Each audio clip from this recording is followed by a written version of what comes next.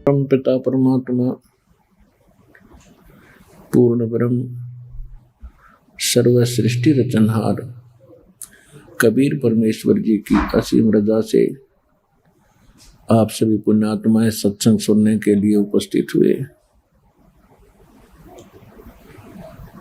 जिस प्राणी के बहुत ही पुण्यक्रम पूर्व जन्म के उनके साथ होते हैं, उनको ये सु अवसर प्राप्त होता है। अन्यथा ऐसे अनमोल जीवन को ये प्राणी मनुष्य जीवन को ऐसे ही माया के जोड़ने में और सांसारिक परंपराओं को निभाने में इसी में नष्ट करके आगे महाकष्ट को प्राप्त होता है। 84 लाख प्रकार के प्राणियों के शरीरों में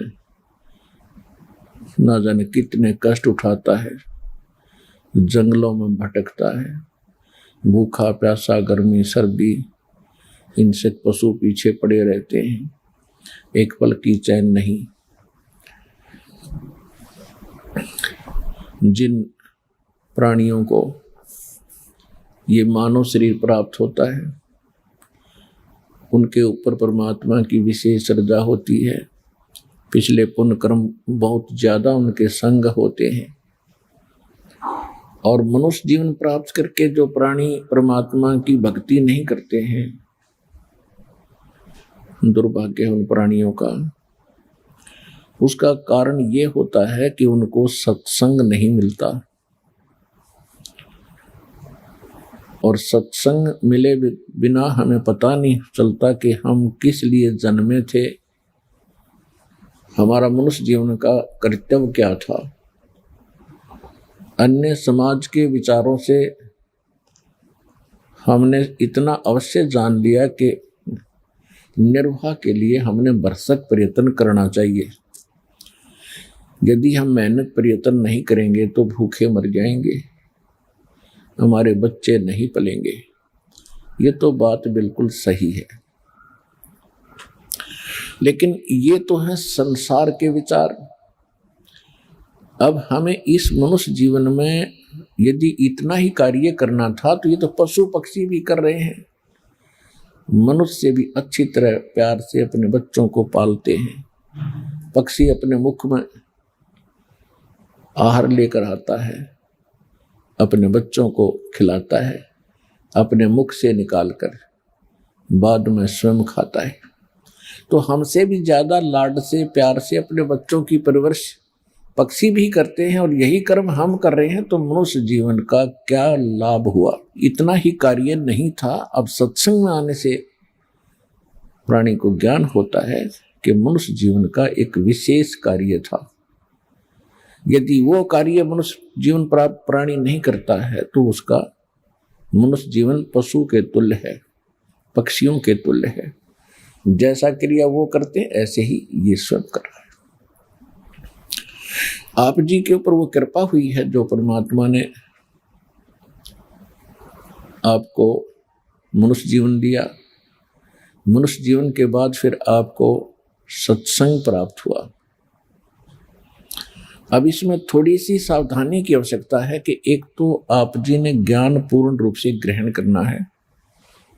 परमेश्वर ने आपको ऐसे स्थान पर लाकर खड़ा कर दिया है कि शायद यो असंख्य युगों के बाद आपको ये अवसर प्राप्त हुआ होगा। ऐसे स्थान पर ऐसे ज्ञान को प्राप्ति के लिए तुम आए हो, तो इसमें बड़ी सावधानी बरतनी है। ज्ञान ध्यान से ग्रहण करना है। यह सब प्रमाण दिखाए जाते हैं। आपको पहले शिक्षित इसलिए किया भगवान ने कि आप सदग्रंथों को स्वयं जान सकें, सत्य और असत्य का निर्णय कर सकें।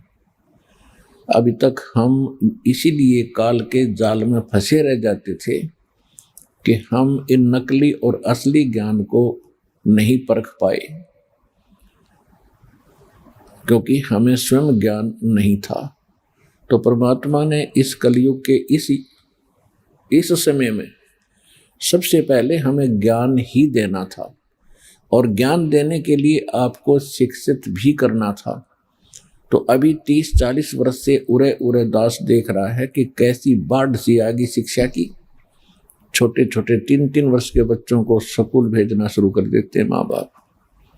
तो परमात्मा की प्रेरणा है। शिक्षा से हम भगवान को पहचान सकते हैं, अन्यथा इस शिक्षा का कोई काम नहीं। अब परमात्मा प्राप्ति के लिए हमने असंख्य जन्म खो दिए, जंगलों में हम गए परमात्मा पाने की प्रेरणा पाकर। सारे जैसा भी हमें कोई मार्गदर्शक मिला, कोई गुरु मिला, उसके आधार से हमने भक्ति साधनाएं भी की,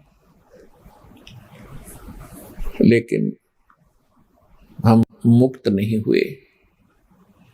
मनुष्य जीवन का मूल काम है जन्म और मरण से छुटकारा पाना। जब तक ये नहीं होगा तब तक आप कितनी भक्ति कर लो, जन्म और मृत्यु आपकी सदा बनी रहेगी, सदा कष्ट बने रहेंगे। पुण्य कर्म करोगे स्वर्ग चले जाओगे, पाप करोगे नरक चले जाओगे। स्वर्ग और नरक में पुण्य और पाप दोनों खाली करके फिर आप नए सिरे से पृथ्वी पर किसी पशु पक्षी या मनुष्य शरीर फिर प्राप्त कर लोगे, और उसके बाद फिर से वही पाप और पुण्य आपके इकट्ठे होना शुरू हो जाएंगे। तो ये असंख्य जन्म का ये झंझट हम झेल रहे हैं।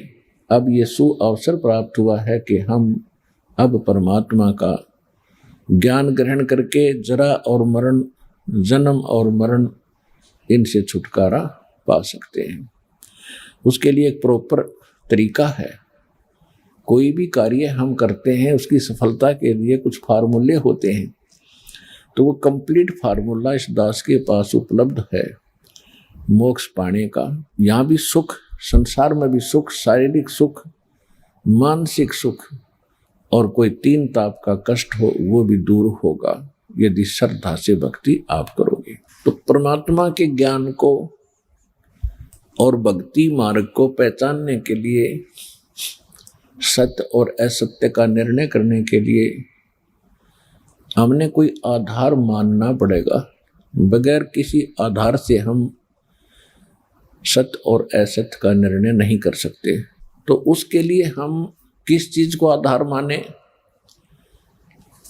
अभी तक जितने भी हमारे धर्म गुरु हुआ करते थे वो सभी यही कहते थे कि हम अपने जो सदग्रंथ हैं, शास्त्र हैं, वेद है, गीता है, पुराण है, इन पवित्र सदग्रंथों से हम आपको ज्ञान सुना रहे हैं। अब जैसा उन्होंने वेद और गीता और पुराणों को जाना था वो ज्ञान हमारे पास था कि हमारे धर्मगुरु ये बता रहे हैं कि वेदों में, गीता में, पुराणों में ऐसा लिखा है। उन्होंने क्या बताया था हमारे को कि ब्रह्मा विष्णु महेश और ये सभी अजरो अमर हैं, विष्णु और शंकर जी की भक्ति करनी चाहिए, ये अजन्मा हैं, इनके कोई माता पिता नहीं है। इन्होंने ये ज्ञान दिया था हमें वेदों का नाम लेकर कि वेदों में ऐसा लिखा है, पुराणों में ऐसा लिखा है।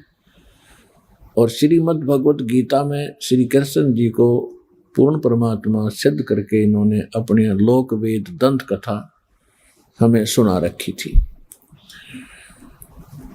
और परमात्मा स्वयं आते हैं अपना यथार्थ ज्ञान बताने के लिए।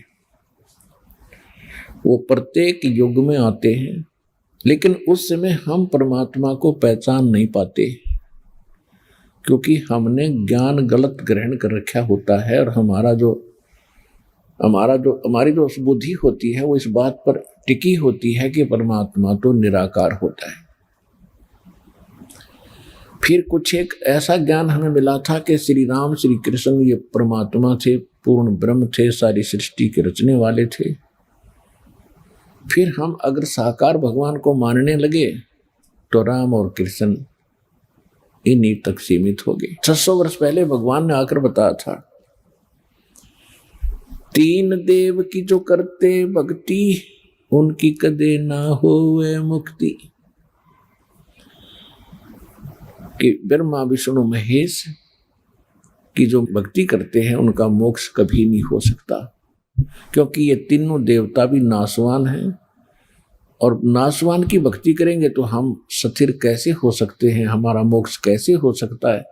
कौन सा मोक्ष? श्रीमद् भगवद गीता अध्याय नंबर 18 के श्लोक नंबर 62 में कहा कि अर्जुन, तू सर्वभाव से उस परमेश्वर की शरण में जा, उसकी कृपा से तू परम शांति को और सनातन परम धाम को प्राप्त होगा।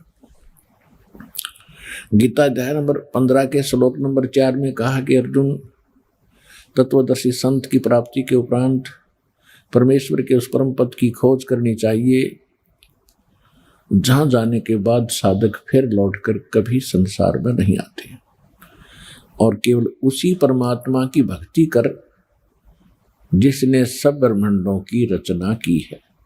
तो इससे एक तो ये सिद्ध हो गया कि गीता ज्ञान दाता से अन्य कोई भगवान है, और गीता ज्ञान देने वाला स्वयं कह रहा है कि उस परमात्मा की भक्ति करो, अन्य की नहीं करनी,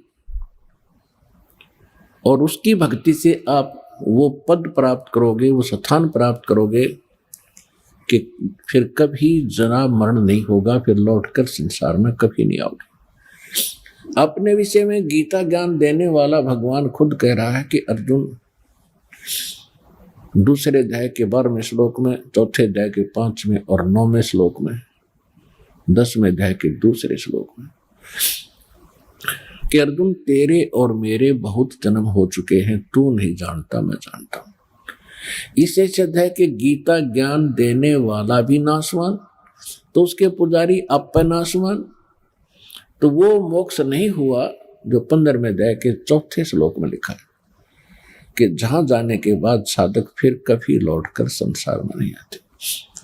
18वें अध्याय के 62वें श्लोक में क्या कि उस परमेश्वर की शरण में जा जो पूर्ण मोक्ष देता है, उसकी कृपा से तो परम शांति को प्राप्त होगा और शाश्वत स्थान को प्राप्त होगा। शाश्वत स्थान माने जिस स्थान का कभी नाश ना होता हो, हम उसे सतलोक कहते हैं, और गीता में उसको सनातन परम धाम कहा है।